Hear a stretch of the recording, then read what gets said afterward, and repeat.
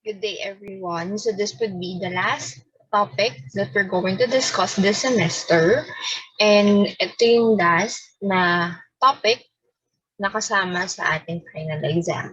So, by the way, we're going to talk about today is virtue ethics. Ayan. Virtue ethics.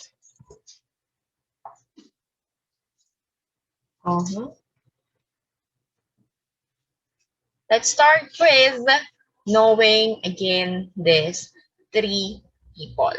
And so these three people, they were known as the big three in philosophy.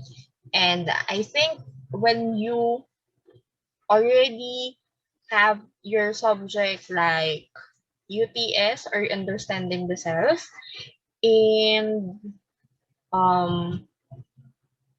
art appreciation is you're going to meet them or you've already met these three.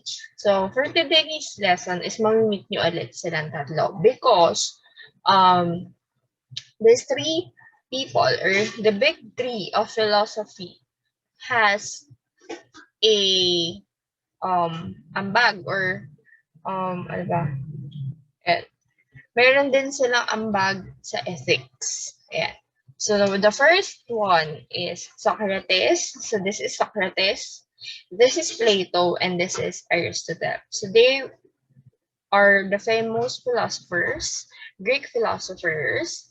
So si Socrates, ang kanyang student ay si Plato. So wala man mga naisulat si Socrates na related about sa kanyang findings or philosophy. Pero yung mga sinulat naman or yung philosophy ni Plato is based kay sa philosophy ni Socrates. So, si Plato naman, o si Aristotle naman, siya ay isang student or student ni Aristotle. Yeah. So, as you can see further or kung mapapansin niyo yung kanilang mga philosophies is magkakatugma lang or magkakakarugtong. Yan. So let's start with Socrates' virtue. Or let us first define what virtue ethic is. So virtue ethics is a moral philosophy that teaches that an action is right if it is an action that a virtuous person would perform in the same situation. Also, it emphasizes on developing good habits of characters and avoiding bad character traits or vices. It defines a moral person as someone who develops the virtues and unfailingly displays them over time. So virtue ethics, it talks about the virtuous acts that a person do in his entire life. So when we say virtue, ito yung ginagawa or these are the acts of people that is morally acceptable to a culture. And it is the good habits of the person's characteristics. So yun yung virtue. And yun yung pinaka-center ng philosophy ng virtue ethics. Yung character and traits or good characters and traits of a person. Ayan. And virtue ethics focuses on the character of the agent and describes right action as chosen and performed by suitably virtuous person. Meaning to say, people and who is emphasizing virtue ethics, we should do or people should be virtuous by choosing the right action that they need to do so as the actions that virtuous action that they need to perform. And kaya nga may nakalagay dito na emphasis on developing the good habits of a character. Kasi ang binibuild dito is the good character. So next one, let us talk about Socrates and Plato's moral philosophy. So yan. Socrates indicates that pleasure and pain fail to provide an objective standard for determining moral from immoral since they do not exist apart from one another, while good and evil do. So, sabi ni Socrates, hindi natin madidistinguish yung pleasure and pain but we can indicate or we can know what is good and what is evil. So ano ba yung ginagawa ng evil na tao, or what would be the things that a good people or a good person is doing. So next one, ayan. So Socrates asked Euthyphro whether something is good because the gods love it, or whether gods love it because it is good. So yun yung kanyang argument that time during on his moral philosophy. And sabi ni Socrates is kung ano ba yung maganda, or kung ano yung um, maganda or good, has a certain independence from whims, the God determination of the rightness of our actions and mores. So kung ano daw yung tama, yun daw yung giging batayan, hindi lamang ng tao, kundi ng mga gods, dun sa right actions natin at dun sa right decisions natin. So we have theory of forms. So theory of forms is in Plato's philosophy. Ayan. So I know you've already discussed theory of forms in your art appreciation if you already did art appreciation. So as theory of forms can also be discussed in understanding self. But in ethics, theory of forms, the objective existing immaterial entities that are proper object of knowledge. So, ang pinaka-center ng theory of forms sa ethics is our knowledge about other things, or our knowledge about right or wrong. Yeah. So, everything in the material world is what it is by virtue of its resemblance to, or participation in, the universal form or idea. So we also have forms here or ideas. So yung ideas daw natin or yung ating form is unchanging from time to time. But like our ideas is dun sa ating ideas pala rather, we form observable behaviors or observable objects. Yung objects na tinutukoy nila dun, those are the available or those are the observable behaviors of people around us. Or yung mga bagay na nangyayari sa ating kapaligiran. Kung those observable behaviors ba are good, or those observable behaviors ba ay evil. So yun yung formulation ng theory of forms in ethics. And, ayan. So, circularity and squareness are the good example of Plato's theory of forms. So, a thing of physical world may be called a circle or square insofar as it resembles, participates the form or circularity or squareness. So, ang ibig lang niyan sabihin dito ay yung perfection could be a good example of form. Meaning to say, when we choose to do virtuous acts that could lead to good examples, that is the concept of form in ethics. Ayan. So, next one naman, let's talk about Aristotle's Ethics. So, medyo mahaba-haba to. So, Aristotle Ethics, we have two, or yung works ni Aristotle in Ethics, there are two na kilala on the ethicists. So yung mga ethicists, rather, ulitin ko, they are the ones who study ethics. So in Aristotle's Ethics, we have two concerns in morality, or works. Meron siyang two works in ethics, which is yung Eudemian ethics and Nicomachean ethics. So, si Eudemian, pero sa kasamaang palad, si Nicomachean ethics lang yung madalas pinag-aaralan ng mga ethicists. Why? Si Eudemian ethics kasi is medyo matagal na siya. So, and medyo nadidisregard na siya ng mga ethicists. That's why si Nicomachean ethics is yun yung pinaka ini-study or nagiging foundation ng studies ng mga ethicists. So, yun. So, in Aristotle's Ethics, we have three general descriptions. So, meron siyang tinatawag na three general descriptions. So, yung first description niya is the self-realization.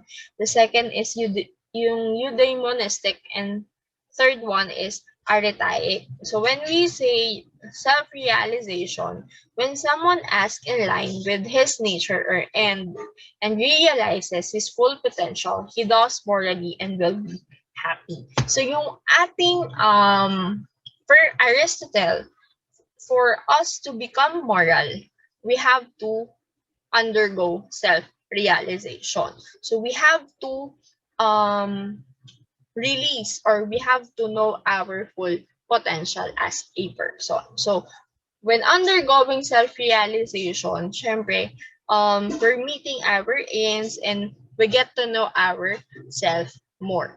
And through self-realization, though, according to Aristotle, we will be happy until the very end. And next one, after that, we have eudaimonistic. So eudaimonistic, ayan, it focuses on the happiness of a person, or what do we call eudaimonia? Eudaimonia is happiness in Greek, and or the good for the man and how to obtain it. So, for Aristotle, our happiness daw is defined as, for Aristotle daw, sabi nila, people should focus on their happiness so that the goodness of the man, or we could also realize the goodness of a man, and we can also obtain the goodness in our environment. So yun yun. And when we observe, or kapag kuha na natin, or we've already know how to be a good man and how are we going to obtain the goodness in our environment. So yun na, it focuses na on our happiness. Hindi natin namamalayan na we're focusing on our happiness. So that is according to Aristotle, and that is eudaimonistic. Next one, we have a arithaic. Si arithaic, it is a virtue-based na concept ng ethics ni Aristotle. So, whereas it focused mainly on what we should do. So, what we should do as a person, and what are the things that we should work on for us to settle down on our own happiness, and also to work on our moral being. So as our character pala, rather. So through virtue ethics, we basically interested, or we should basically focus on what we should be as a person. So ano nga ba yung dapat kong gawin to become a virtuous person? And also, we should act on, or we should also focus on our character. So this character, or our character ba, would mean a lot to person. And also, and also to embrace our struggles to become one, or to become a virtuous person in the end. So yan. Yun yung tatlong general description of Aristotle's ethics. We have self-realization, which focuses on living our full potential as a person. Eudaimonistic, which focuses on what would be our happiness as a person. And arithaic, which focuses on what are we going to do to attain self-realization. And eudaimonistic, to become a virtuous person. Next one, we have Aristotle's telos. So yung telos na tinatawag is end or purpose. Kasi naniniwala si Aristotle that yung essence natin, or yung essential nature natin as a human being, includes or it does not include the cause. Bakit natin to ginagawa? Pero yung pinaka nagiging effect sa atin or yung tinatawag niyang end or telos. Ayan. And hindi kasi nag-a-agree, sir. Even though Aristotle is Plato's student, hindi siya nag-agree dun sa separate realm of forms or dun sa forms. He argues that we, as rational beings, can discover the different essences of a person or of us. Not just essence of being as a person, but yung essence of the things around us. So, yan. Also, we also need to fulfill our telos or our potential to fulfill our telos or to know our purpose. Ayan. So, yun yung pinaka-point ng Aristotle's telos is to know what is our full potential and to know what is our purpose here in life. Next one, we have happiness and virtues. In happiness and virtues, Aristotle believes that the ultimate goal of person is self-realization, achieving our natural purpose by functioning or living consistently with human nature and living in accordance with reason. So meaning to say, living with our ultimate goal. So as we should also achieve what would be our purpose in this world. And when we achieve our purpose, according to Aristotle, is magkakaroon tayo ng tinatawag na happiness. When, so as, kung hindi naman natin ma-fulfill yung ating purpose as a person, we could, syempre, happiness siya, the positive product, diba? But, if hindi natin na-fulfill yung ating happiness and we didn't become a virtuous person or we didn't achieve our natural purpose as a person, according to Aristotle, it could lead to sadness and dysfunctions. Frustration. Siyempre, ma-frustrate yung tao. Hindi kasi natin na-fulfill yung ating purpose in life. So, as we can also live a poor life according to Aristotle. Kapag hindi natin attain or hindi tayo nakapag-undergo ng self-realization and hindi natin attain yung ating purpose as a person. Next one, we have virtue as a habit. So, it is a sense of human flourishing, wherein flourishing is attained by the habitual practice of moral and intellectual excellences. Ayan. So, virtue as a habit, it is related to self-realization. Because Aristotle believed that in order to attain or as we realize our self-realization, we should act in line with the virtues and act in accordance with reason. So yung virtue natin as a person, kailangan meron din siyang reason. Kasi the function of us, human beings, consists of different activities. Different time wherein we need to make a decision or we should weigh in a through weighing in moral or immoral act. Ganyan. So that's why varying virtues should come with a reason. Kasi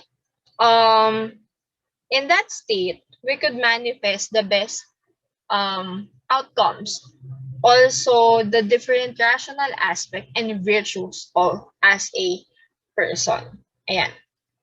So for Aristotle, we have virtues and golden means. So we have two kinds of virtues according to Aristotle. So number one, virtues of intellect and moral virtues yung pangalawa. When we say virtues of intellect, it pertains or it corresponds to the fully rational part of the soul, which is our intellect. And next one, we have moral virtues, which pertains to the rational part of the soul which can obey the reason. So, meaning to say, virtues of intellects is we're going to use our intellectual or intellect as a person for us to reason out or to weigh in between moral and immoral acts around us. Wherein obey reason, moral virtues, which help us to understand furthermore dun sa mga different situations na winay-in na ng ating intellect. So, kumbaga, itong dalawang to is nagtutulungan sila. So, we're in a moral virtues, it is an expression of a character and habits reflecting the repeated choices. Kasi, yung virtues of intellects natin, yun yung gumagawa o nagwiwiin sa reason. Wherein, yung moral virtues is yun yung nagde-decide kung ano nga ba yung dapat natin gawin until the very end. So, ayan. Ito pala, meron pala akong nilagay. So next one, according to Aristotle, we have 4 basic moral virtues. We have temperance, we have courage, temperance, justice, and prudence. Yung courage, yun yung ating golden mean, which means it is between cowardice and tactless. So being coward and being tactless. Ayan. So si courage, ito yung weigh in or ito yung nagbabalance, nagbibigay ng balance sa cowardice and tactlessness. Wherein next one, we have temperance. So sa temperance naman, it is a mean between glutton and extreme frugality. Si glutton, hindi lang siya sa pagkain. Pwede din to i-describe yung mga tao na nag-shopping spree na hindi naman kailangan, or yung waldas ka ng waldas, or nag-aaksaya ka ng nag-aaksaya ng mga bagay-bagay o ng resources. Wherein extreme frugality, ito naman yung sobrang tipid naman nila in a sense na hindi naman kailangan. Next one, we have justice, wherein si justice is it is a virtue of giving others right what they deserve and neither more or less. So, ito yung pinaka-pumapagitna on the different situation, if it is a good or a bad. And justice helps us know what is reasonable in various circumstances. It helps us to weigh in the different situations together with reason. So next one, we're going to talk about Thomas Aquinas' ethics. Si Thomas Aquinas, I know you've already met him if you have a understanding self, and so he is also called as angelic doctor and prince of scholastic, and he is a Italian philosopher and theologian, which means he studies divine law or everything that is related to divinity, and he depends heavily on Aristotle kasi yung mga yung kanyang philosophy is medyo may sila, medyo may gaya or nakadepend siya kay Aristotle. So, he believes that all actions are directed toward the ends and happiness is the final end. So, kung naniniwala si Aristotle na we should look for our ends, or we should not look for the causes but the ends. Si Thomas Aquinas naman, naniniwala siya na yung happiness natin, yun yung final end na tinutukoy ni Plato. True happiness for him is to be found only in the soul of the blessed in heaven or in the beatitude of God. Ayan. So, malalaman lang natin or mararamdaman lang natin yung true happiness if we reflect from the God's purpose, or if we know what is God's purpose for us. Ayan. And next one for him, he has natural law. So natural law, the light of reason, is placed by nature and thus by God in every man to guide him in his act. So, natural law, ito yung nagiging batayan ng batas nating mga tao and yung moral law na tinatawag. And we have the primary law for Aquinas. So, meron tayong 4 primary law. It is not under natural law, but for him, we have primary law. Number 1 is eternal law. Number 2 is natural law. Number 3 is human law. And number 4 is divine law. So, eternal law, it refers to the rational plan of God by which all creation is ordered. So, meaning to say, lahat ng bagay sa mundo na to or sa mundong ginagalawan natin ay sakop ng eternal law. So, kahit mamatay man tayo, is nandyan yung eternal law. And natural law is the aspect of eternal law which is accessible to man reason. Meaning to say, yung natural law, it is accessible for us people.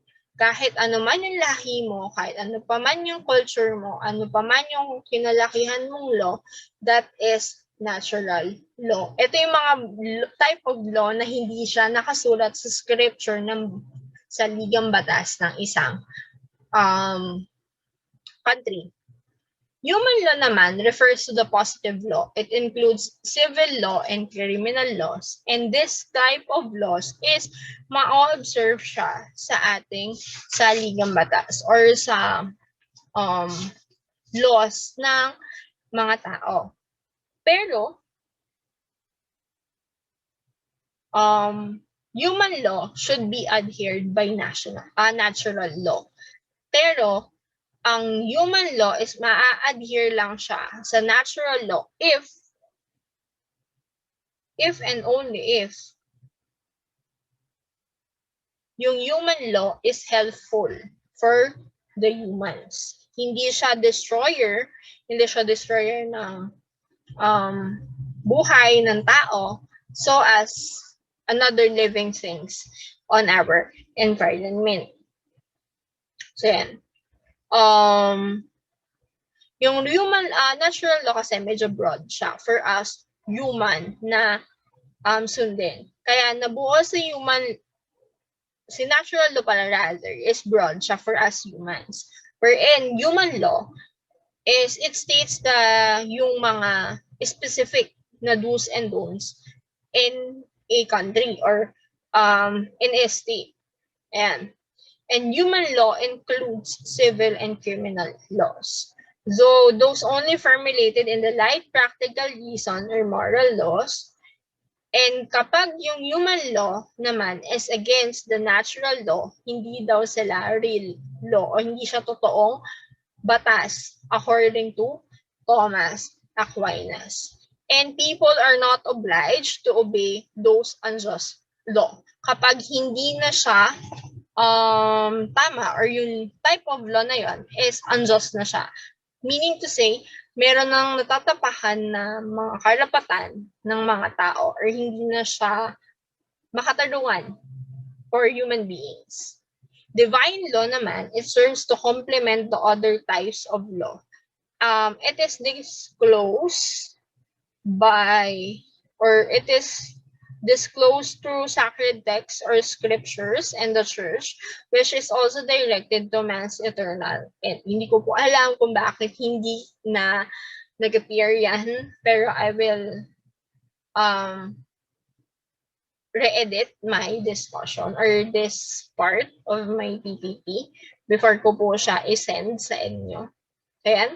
So when we say divine law naman, ito yung mga nakasulat sa Bible na law, type of law, and it helps us to create or it complements with other law. And it is also focused on how can be a human being can be holy and how are we going to attain salvation. So yun yung focus ni divine law. So it is on a sacred text or scriptures of the church na unlike human law is nasa batas siya ng state. Ayan. So And also, for Thomas Aquinas, we have features of human actions. So yung features of human actions, it helps him, or it will help us to evaluate the human actions with the basis not only on how we conform to our society, but how we divide and how we ano ba, weigh in moral and non-moral laws. So like for example sa species, also called as object of action. Sino ba yung tinatawag na object of actions? Tayo yon. Kasi tayo yung gumagawa ng actions sa paligid or sa ating buhay. So which means human deeds may be divided into different kinds. Like for example, yung good na we're improving or helping other people with their properties. Pwede din yung object of action or yung human deeds is maging bad, like cheating and lying. And pwede din siyang maging neutral, like yung simpleng paglalakad lang sa highways or sa mga sidewalks. Ganun. And also, Aquinas holds that for an action to be moral, ayan, naniniwala siya na para maging moral daw yung isang action, it must be good and not bad in species. So, kailangan maging kaaya-aya yung isang moral action for us or for it to be moral, according to Thomas Aquinas. Number 2, we have accidents. So, si accidents, it refers to the circumstances surrounding the action. So what are the different types of event happened on that situations? Like, for example, is we're going to evaluate a person's action in which how does yung object of action or how does the type of action takes place. Or what would be the circumstances? Bakit yun yung naging decision niya? Or bakit yun yung action na tinake ng human beings? And when we say end, it stands for the agent's intention. Ano ba yung intention ng tao? Bakit yun yung kanyang ginawang action? Bakit yun yung naging circumstances nung kanyang surrounding? Like for example, and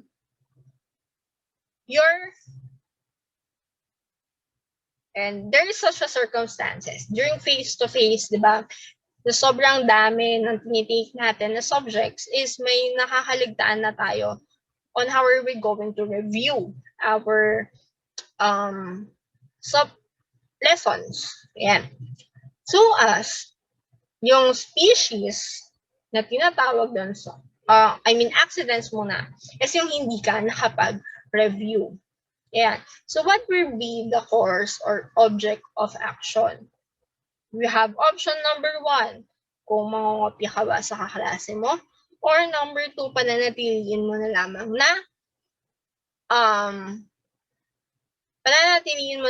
na wala kang review during the entire time. What would be the end? Stands for the agent's intention.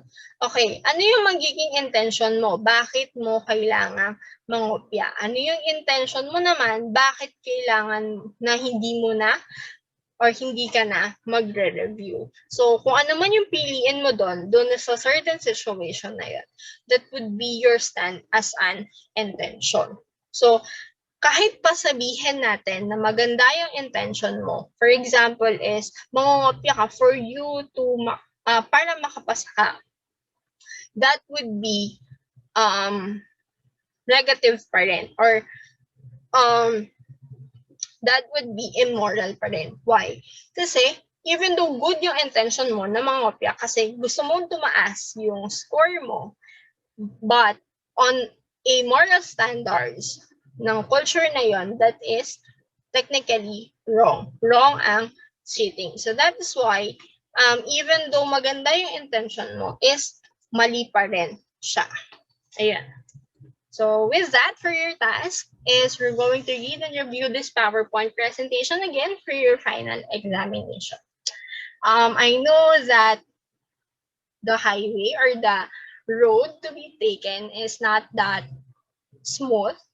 There are so many trials and the roads were really rocky this semester, but I want to commend you as my student to for being here with me until the very end and for doing a great job as my student. So I hope that your future endeavors would do or I hope you'll do your best in your future endeavors, kung ano man yon in the end. And I hope to see you face to face. And ayan, thank you for this semester. Stay